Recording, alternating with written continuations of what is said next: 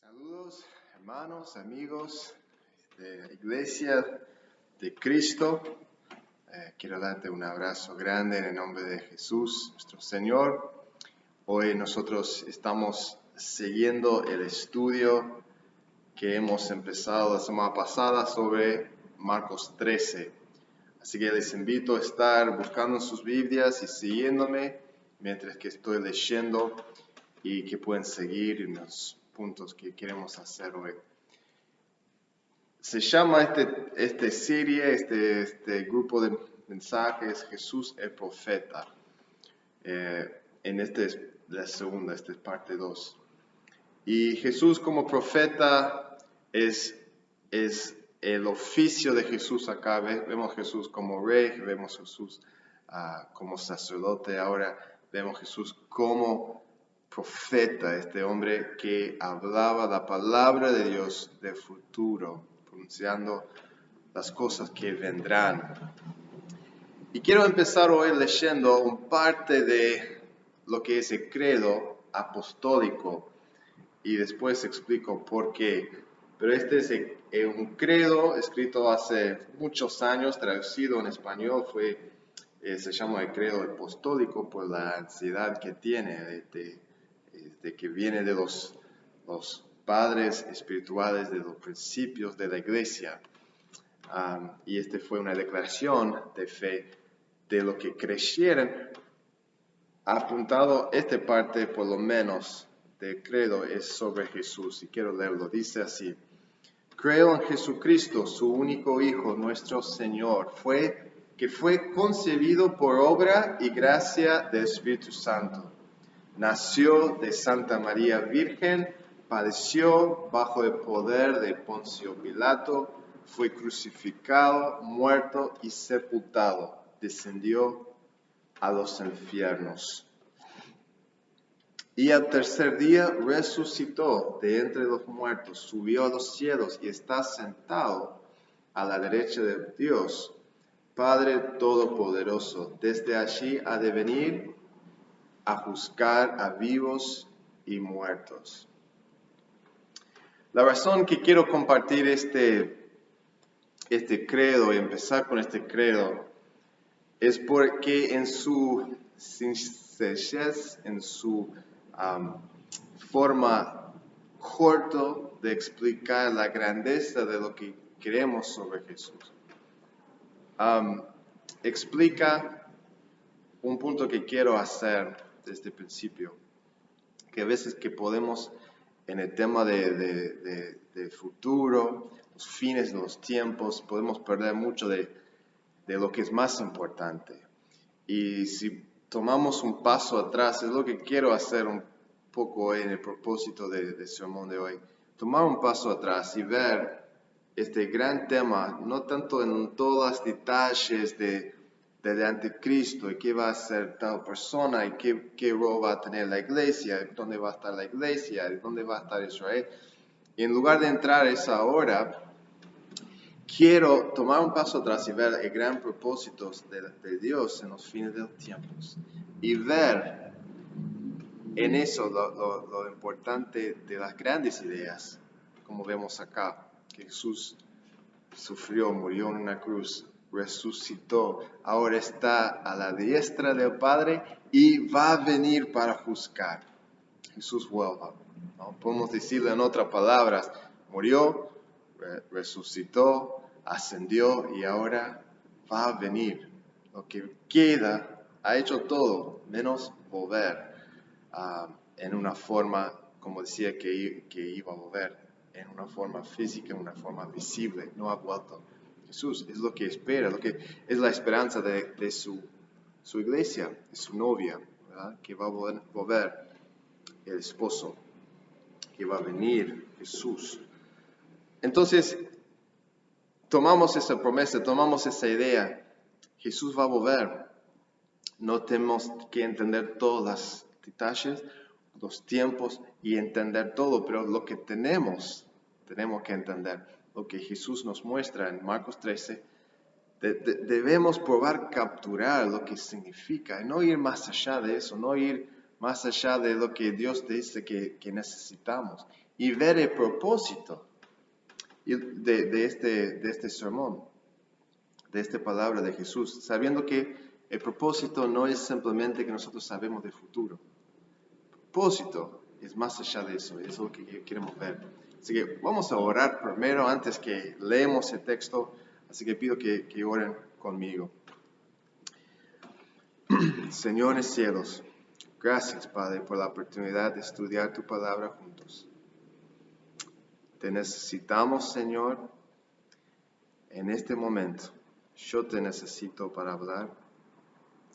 Te necesito, Señor, para estar pensando bien en el mensaje que tú me has dado para compartir. Pido que pueda ser recibido bien de la iglesia y de los amigos que están escuchando. Pido que pueda ser recibido bien en la forma que aplicamos lo que Jesús dice acá a nuestras vidas, que podemos entender los propósitos y el gran esquema de las cosas, y que podemos decir como iglesia que creemos que Jesús murió, sufrió, murió, resucitó, que ascendió a los cielos, está a la diestra del Padre y que sabemos que va a volver. Pido que podamos entender, no solo creerlo, pero entender y aplicarlo bien a nuestras vidas. Así que pido que vas a estar moviendo nuestros corazones, nuestros oídos, nuestros ojos espirituales para ver tu verdad. En el nombre de Jesús. Amén. Leemos juntos Marcos 13 y voy a ver un parte aún más grande que vemos la semana pasada, pero me gustaría que leemos todo. Bueno, por lo menos todo hasta 23.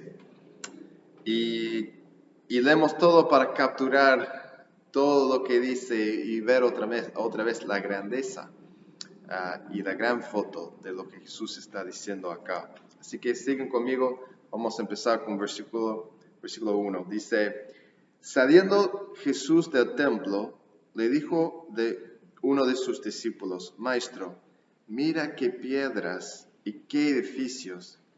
Jesús respondiendo le dijo, ¿ves estos grandes edificios? No quedará piedra sobre piedra que no sea derribada. Y se sentó en el monte de los olivos, frente al templo, y Pedro, Jacobo, Juan y Andrés le preguntaron, aparte, dinos, ¿cuándo serán estas cosas? ¿Y qué señal habrá cuando todas estas cosas hayan de cumplirse? Jesús respondiéndoles, comenzó a decirles, mirad que nadie os engañe, porque vendrán muchos en mi nombre diciendo, yo soy el Cristo, y engañarán a muchos. Mas cuando oigáis de guerras y de rumores de guerras, no os turbáis, porque es necesario que suceda así, pero aún no es el fin. Porque se levantará nación contra nación y reino contra reino, y habrá terremotos en muchos lugares, y habrá hambres y alborotos, principios de dolores son estos. Pero mirad por vosotros mismos, porque os entregarán a los concilios, y en las sinagogas os azotarán, y delante de gobernadores y de reyes os llevarán por causa de mí, para testimonio a ellos. Y es necesario que el evangelio sea predicado antes a todas las naciones. Pero cuando os trajeren para entregaros, no os preocupáis por lo que habéis de decir, ni lo pensáis, sino lo que os fuere dado en aquella hora, eso hablad, porque no sois vosotros los que habláis, sino el Espíritu Santo. Y el hermano entregará a la muerte al hermano, y al padre al hijo, y se levantarán los hijos contra los padres y los matarán. Y seréis aborrecidos de todos por causa de mi nombre, mas el que persevere hasta el fin, éste será salvo. Pero cuando veis la abominación desoladora de que habló el profeta Daniel, puesta donde no debe estar, al que lee entienda, entonces los que estén en Judea huyan a los montes. El que esté en el campo no vuelva atrás a tomar su capa, mas hay de los que estén encintas y de las que crían en aquellos días. Orad pues que vuestra huida no sea en invierno, porque aquellos días serán de tribulación, cual nunca ha habido desde el principio de la creación que Dios creó hasta este tiempo, ni la habrá. Y si el Señor no hubiese cortado aquellos días, nadie será salvo, más por causa de los escogidos que Él escogió, acortó aquellos días. Entonces, si alguno os dijera, mirad, aquí está el Cristo, o mirad, allí está, no lo creéis, porque se levantarán falsos cristos y falsos profetas, y harán señales y prodigios para engañar, si fuera posible, aún los escogidos. Mas vosotros mirad, os lo he dicho todo antes. Tremenda palabra. Y por eso estamos tomando tanto tiempo en Marcos 13. Varias semanas más vamos a estar en este capítulo, porque hay tanto para ver, hay tanto para sacar, tanto jugo para sacar. Lo que quiero hacer ahora, antes que sigamos, es presentarte una estructura que está en este texto que para mí nos enseña, nos ayuda a ver qué es el gran punto, qué es uno de los puntos o las ideas más importantes que revela el propósito de Dios, el propósito de Cristo en este mensaje a los discípulos y hasta nosotros. Este no es una palabra muerta que fue dado 2000 años atrás y queda para aquellos discípulos escuchando, no queda para nosotros hoy en día. También queremos aplicarlo, queremos entenderlo. Esta es la palabra de Dios y tiene mucho para enseñar. Quiero mostrarte este esquema. Espero que puedan ver que no es demasiado chico. Y voy a leerlo si no pueden ver bien. Pero acá encontramos una estructura caística que significa, no sé si estoy escribiendo bien en español ahí, es una forma que vemos a veces en la Biblia que funciona como un espejo. Tenés un formulario en la estructura que dice punto A, punto B, punto C, punto C2, punto B2 y punto A2. Entonces es como un espejo en cómo se refleja y vemos eso acá. Te voy a mostrar. Punto A sería un aviso de las falsas mesías, los falsos maestros que vendrían en el nombre de Cristo diciendo que son Cristo. Eso vemos en versículos 5 hasta 6, que recién leemos. Si tienes tu Biblia, fíjense lo que estoy hablando. Después, en versículos 7 hasta 8, vemos un aviso de las tribulaciones, que ojo, mirad, porque va a venir tiempos difíciles, va a haber momentos complicados.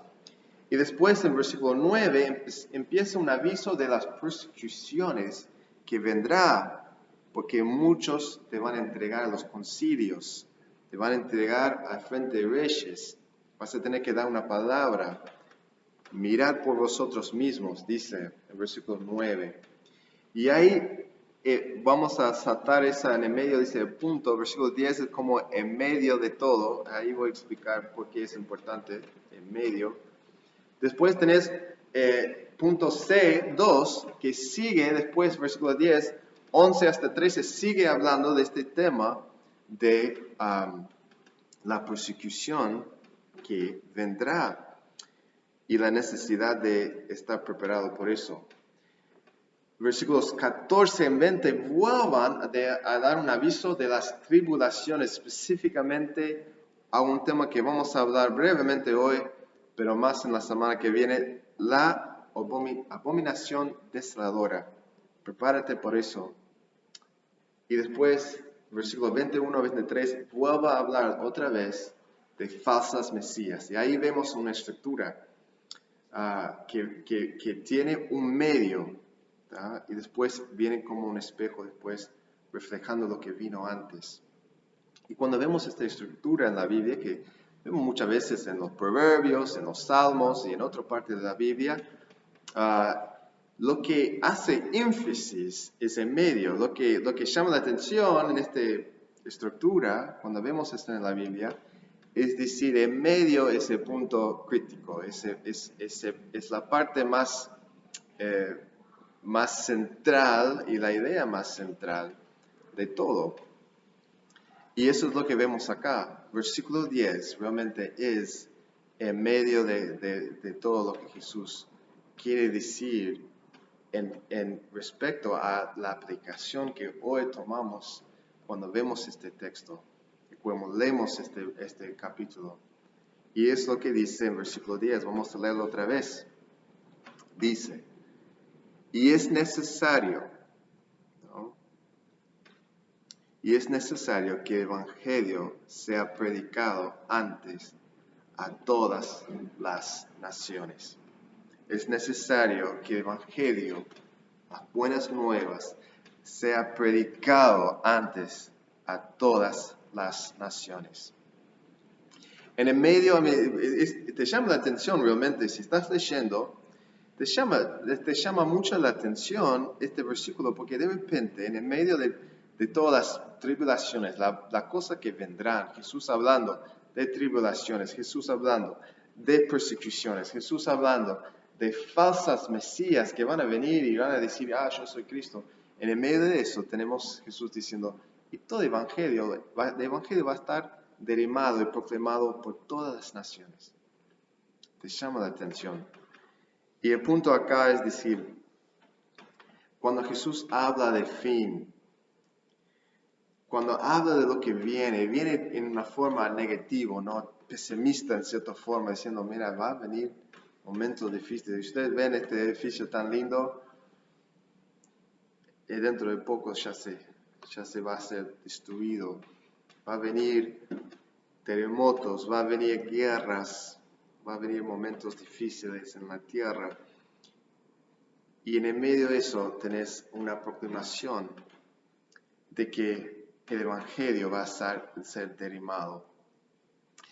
El punto de Jesús hablándonos de qué feo es en el futuro no es para que nosotros sepamos simplemente que el futuro va a ser bravo. El futuro viene no cosas muy lindas, pero cosas muy difíciles. El punto de eso no es que simplemente sabemos, pero que podemos entender nuestro lugar en este gran plan, misión cósmico, histórico, global de Dios. En su evangelio desde el principio y su plan desde el principio de derramar su evangelio a todo el planeta, una planeta caída, un mundo que ha dado la espalda a él, que está en rebelión contra él. Este es el mensaje de Marcos 13. Cuando miramos versículo 10, tiene una palabra acá, dice, sea predicado antes a todas las naciones. La palabra naciones es, dentro de misiones cristianas, es una palabra muy grande porque no significa una nación en el sentido de una frontera, un territorio político como Uruguay es una nación. No, habla de la palabra etnia, ¿no? Etne es lo que es la palabra. Y se encuentra esta palabra en lugares muy precisos en la Biblia, empezando en Génesis. Y quiero leer 2 textos más. Podemos tomar todo un día hablando en la Biblia de los diferentes puntos acá donde esta palabra se parece en una forma significativa. Pero en Génesis 12, que quiero leer, lo pongo acá, dice, este llamado de Dios sobre Abraham, dice, bendeciré a los que te bendigan y maldeciré a los que te maldigan. Por medio de ti serán bendecidas todas las familias de la tierra. Esa palabra familias, que es la misma palabra acá en Marcos 13:10, la palabra etne. Todas las etnias de la tierra van a ser bendecidos, Abraham, a través de tu simiente, a través de tus descendientes. ¿Quién vino a través del descendiente de Abraham? Jesucristo. Y después, en la gran comisión, Jesús subiendo, antes que subió al cielo, dio esta gran comisión a sus discípulos, a nosotros hoy. Decía Mateo 28:19, por tanto vayan y hagan discípulos de todas las naciones, bautizándolos en el nombre del Padre, del Hijo y del Espíritu Santo. Otra vez, todas las naciones, ¿qué significa la palabra? ¿Qué es la palabra literalmente? Etnia. Todas las etnias. ¿Qué es la diferencia entre una etnia y una nación?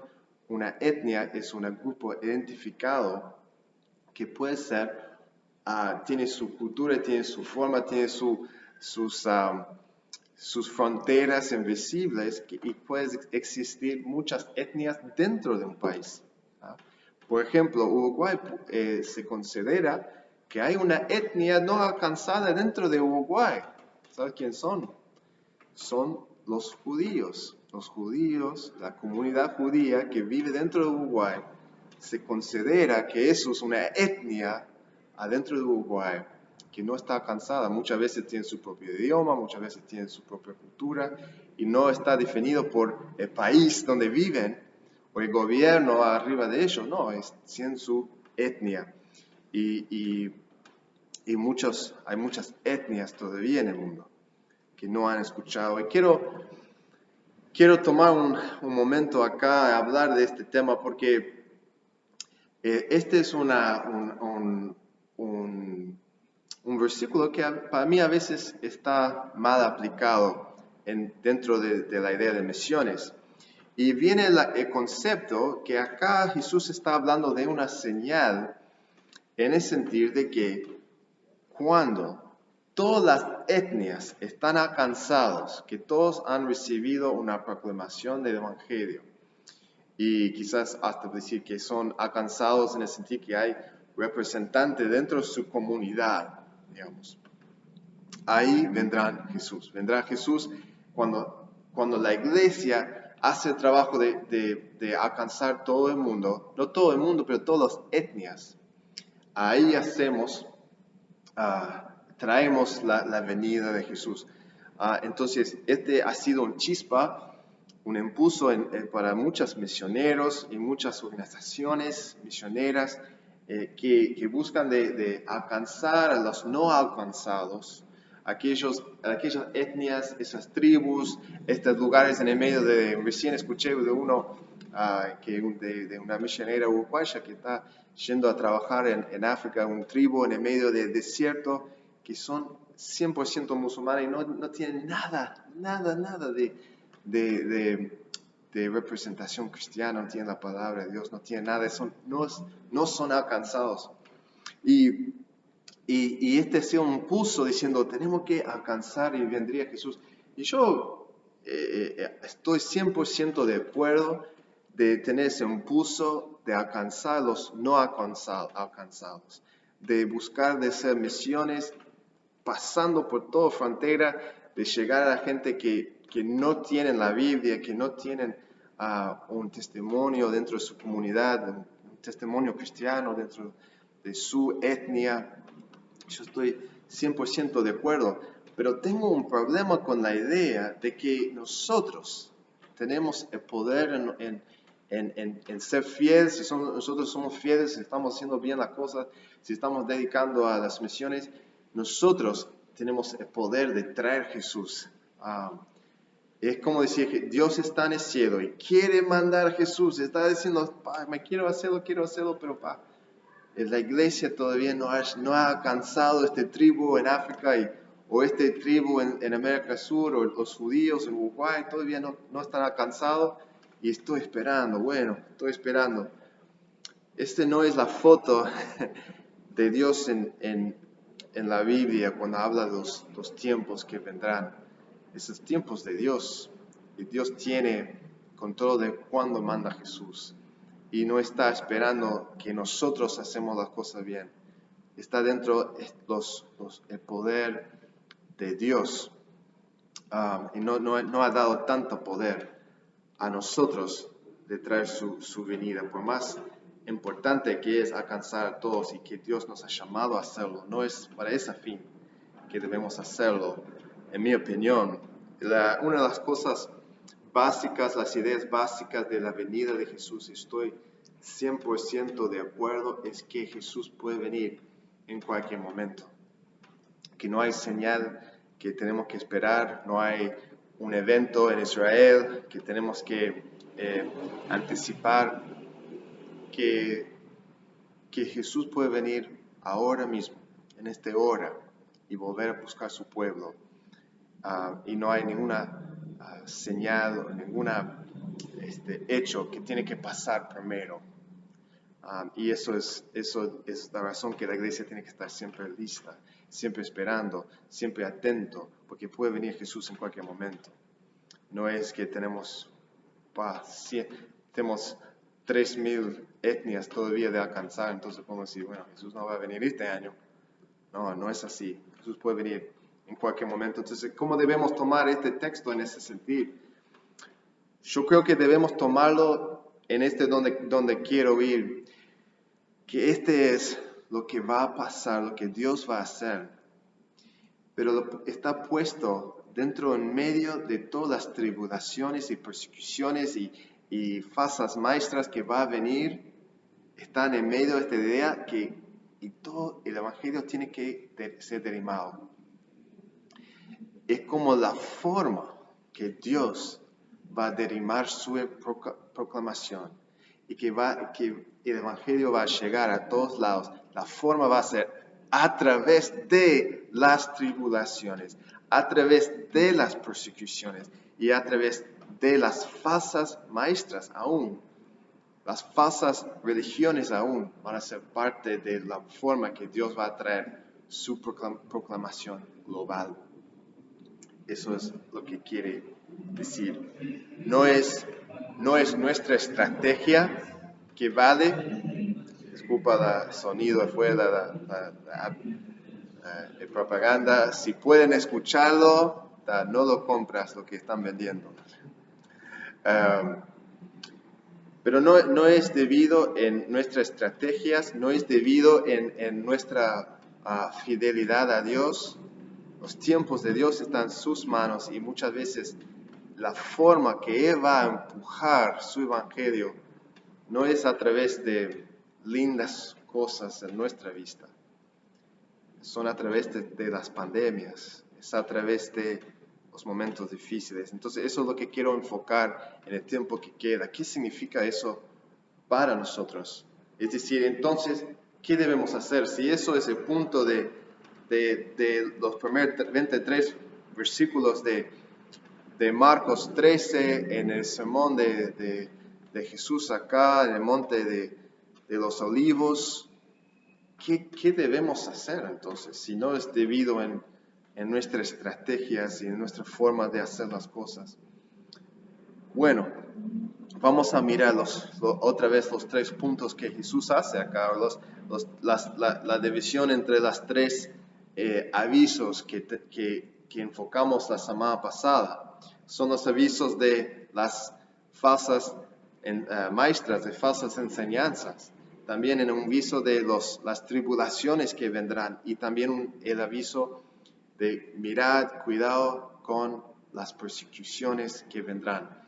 Estamos recibiendo una advertencia y esta advertencia viene dentro de nuestro deber de que derramar y proclamar el Evangelio en este mundo caído. Eso es el punto. Así que miramos primero qué debemos hacer en las falsas enseñanzas.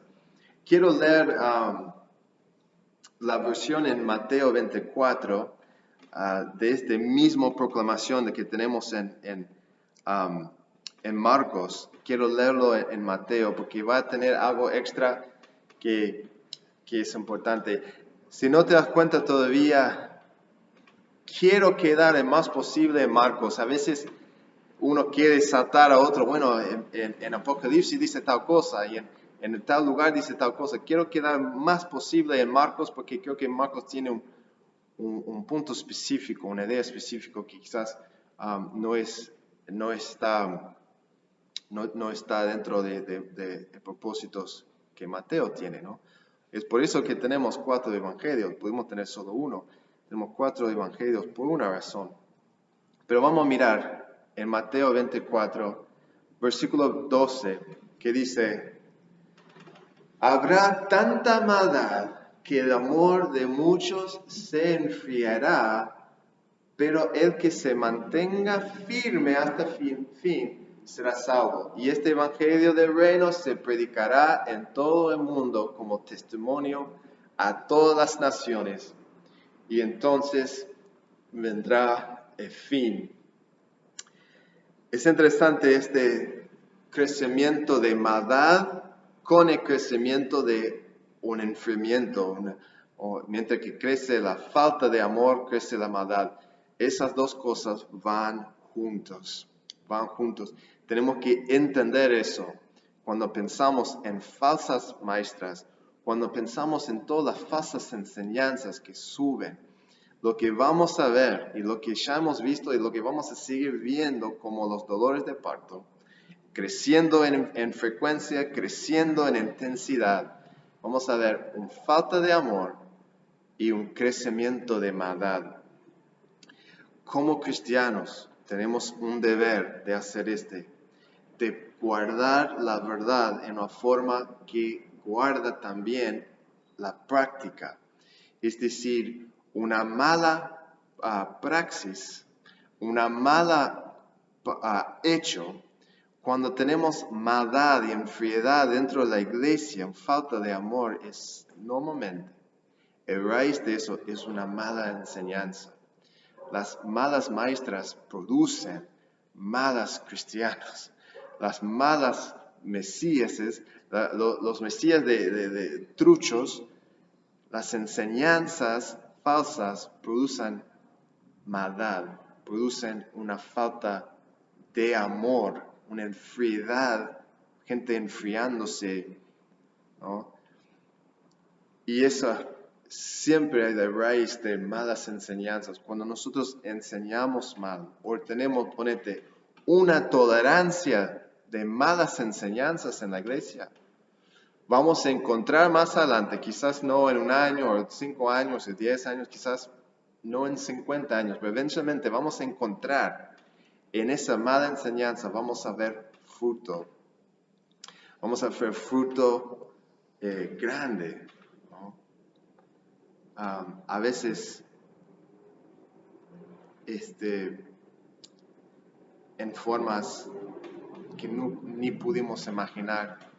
La guerra de Segunda Guerra Mundial, el Holocausto, lo que hacían los nazis dentro de Alemania, un lugar que era tan cristiano hace poco después, empezó con una semilla plantada por Lutero, que fue plantado antes de Lutero. No fue una idea nueva de Lutero, pero la idea de que los judíos eran una maldición, rechazado por Dios.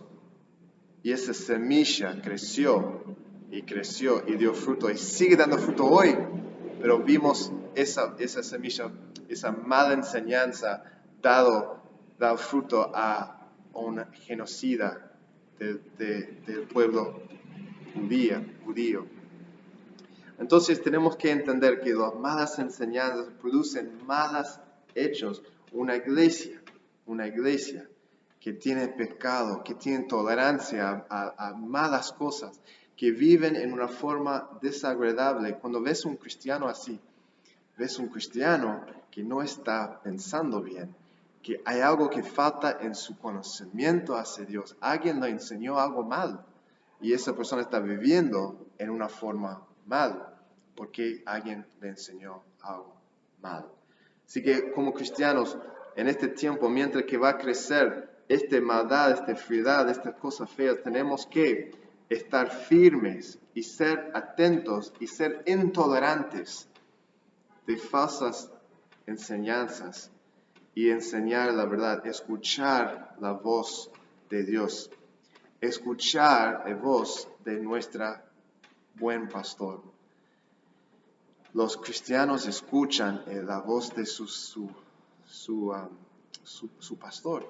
Las ovejas escuchan la voz de su pastor porque entienden su pastor, la voz de él, están acostumbrados, han escuchado muchas veces. Entonces cuando viene una falsa pastor, cuando viene alguien que no es realmente su buen pastor, y dice, vengan, te voy a mostrar algo.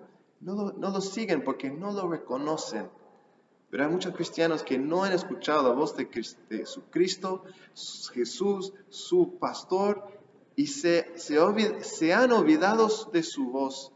Entonces cuando vienen esa falsa pastor, empiezan a seguir y seguir sus pasos y un camino que lleva a la destrucción, a la perdición, porque no reconocieran quién era la voz, cuál era la voz de su pastor, de su buen pastor.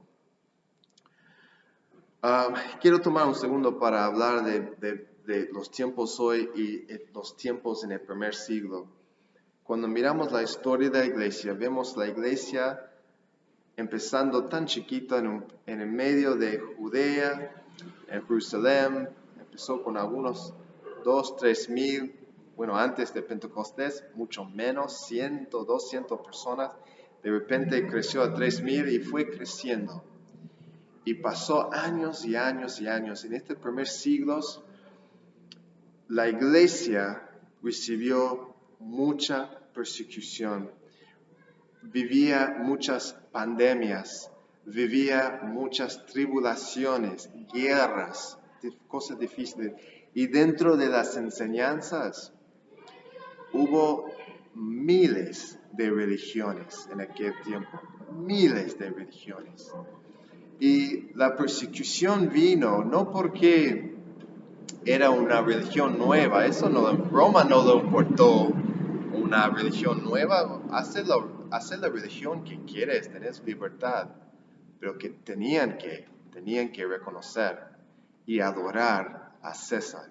Tenían que prender una vela diciendo, sí, adoramos, agachamos la cabeza, adoramos a Cristo, sí, podemos tener Cristo, tenemos nuestras religiones, pero también tenemos que honrar a este Dios, el gobierno, el rey, César.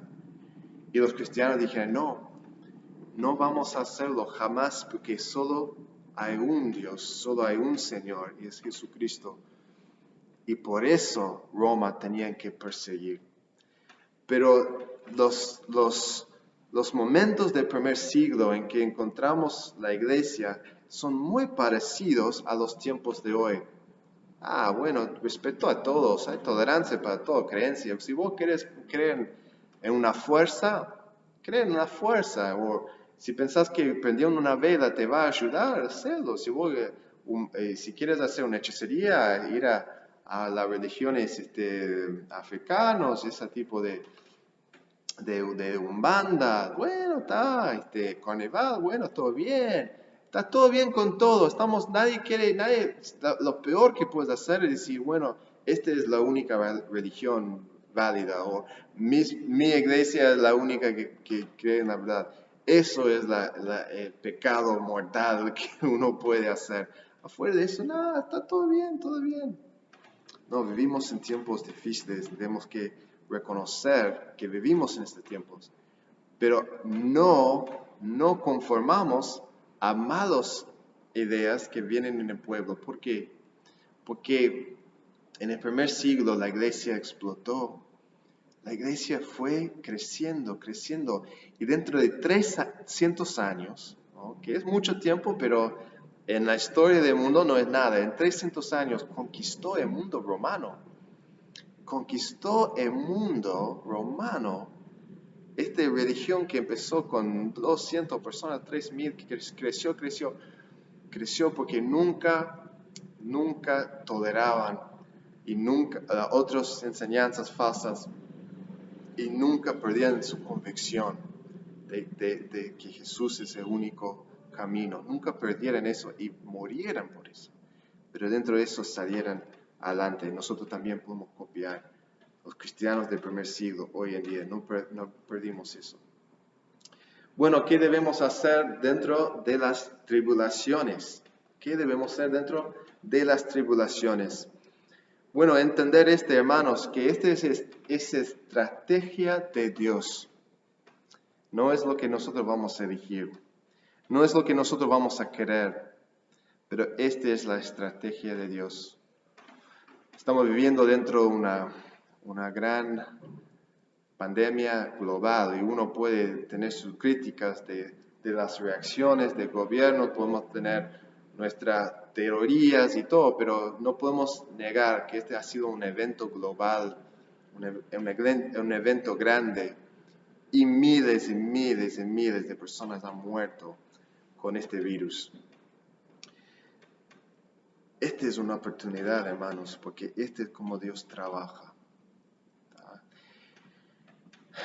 No es una molestia, aunque no es una tragedia, aunque es una oportunidad de la Iglesia de Cristo de poner sus manos a la obra, de ser más fiel que nunca al llamado que Dios tiene para nosotros. Ya sabemos lo que pasó en 11 de septiembre de 2001. Ya estamos 20 años.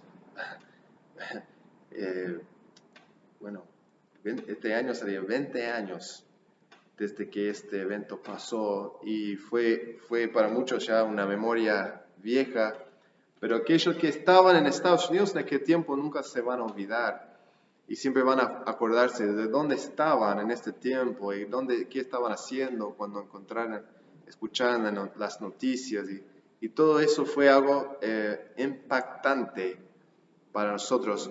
Pero lo que es increíble de acordar es que el domingo después, ese martes tan grande, tan horrible, ese domingo las iglesias estaban llenas de gente buscando respuestas, gente confundida, gente dolorida, buscando, no sé, una palabra, buscando un ánimo, algo para expresar sus sentimientos y buscar de Dios. Fue por un tiempo, no duró mucho, pero por un tiempo fue realmente un tiempo de buscar a Dios. Y eso es lo que Dios usa muchas veces. Tenemos que ser sacudidos. Tu fe está definido por los tiempos malos, no los tiempos buenos.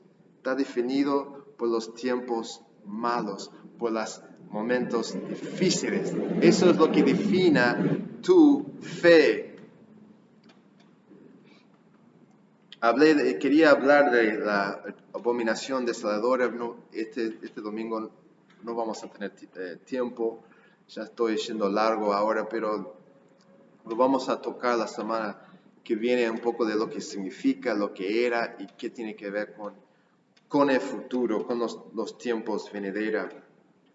Pero fue un momento que Jesús está diciendo, cuando ves esta señal de la abominación desoladora, cuando lo ves a Él, corre, va yendo, no vas a escapar si no estás atento.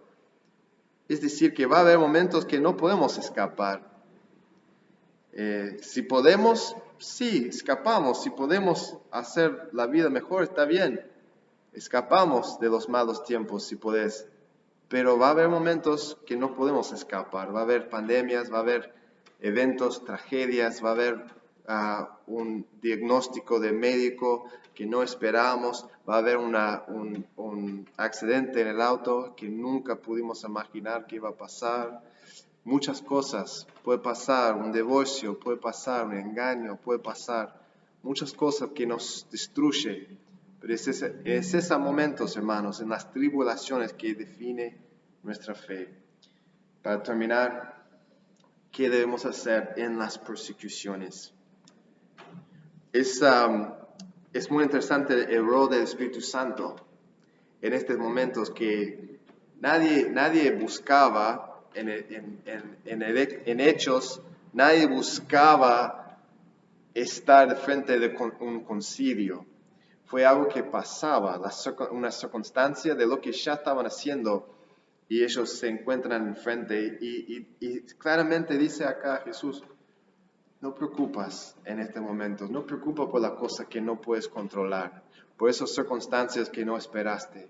Cuando tenés ese momento, confía en mí, confía en el Espíritu Santo que te voy a dar y ese Espíritu va a hablar y vas a tener las palabras y vas a ser mis testigos y yo lo voy a hacer. Confiamos en Dios, no en nosotros mismos, de mover este evangelio en el mundo. Las persecuciones son realmente el vehículo, el modo que Dios mueve su mensaje. No está cómodo, no tener mucha plata, no tener mucha comida, es el opuesto, es tener en la persecución, que la persecución es la tribulación más grande que un cristiano puede enfrentar realmente.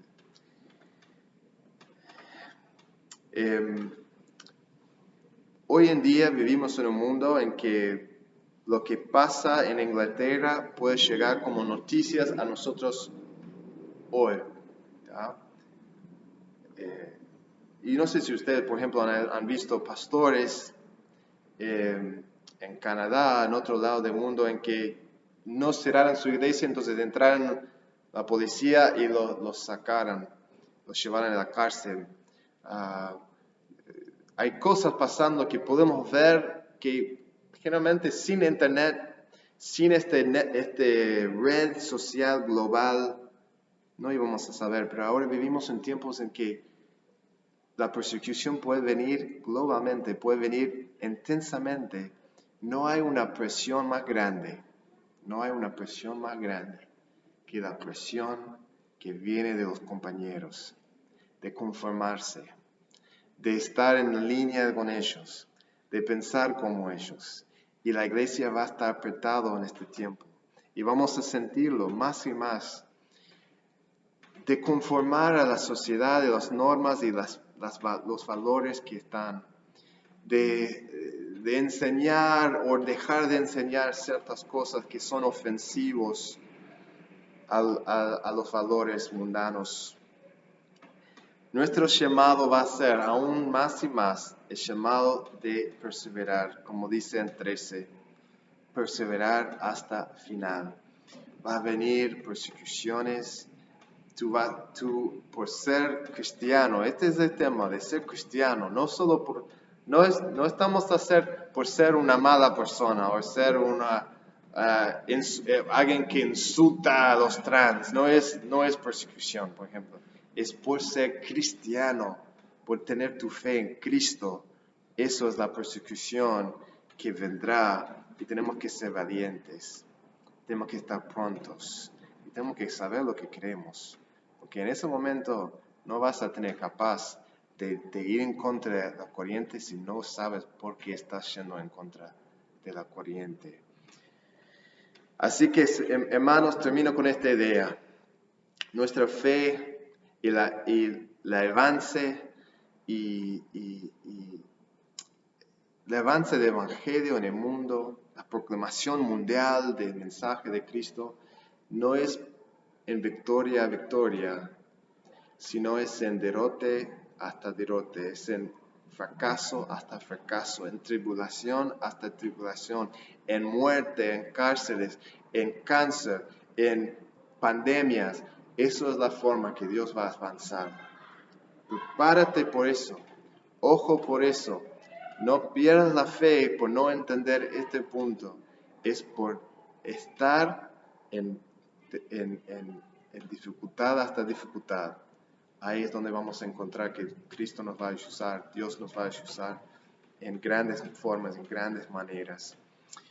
Termino con esta palabra de Pedro. Pedro era uno que estaba sentado con Jesús.